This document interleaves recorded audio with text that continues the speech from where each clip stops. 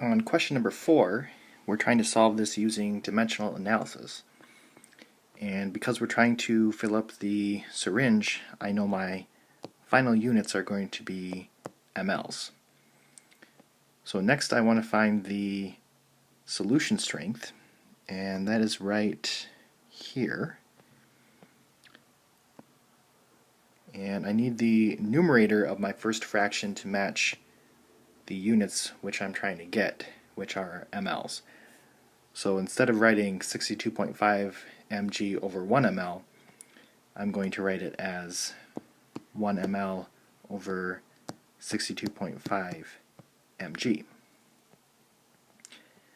Okay, so my order is coming in at 0.09 grams, but I do not have grams yet in my dimensional analysis.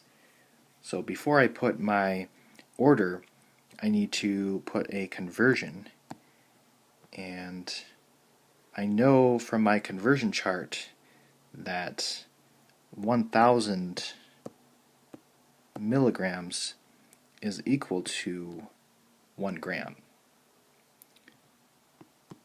So then I can put my order, which is for 0.09 grams. So the grams will cancel out,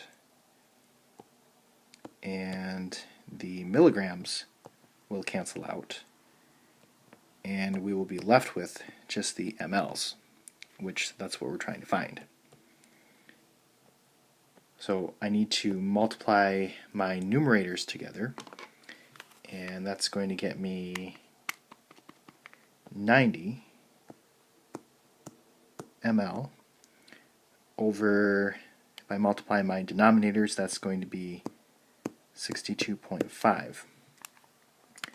So I want to divide 90 by 62.5, and we get 1.44,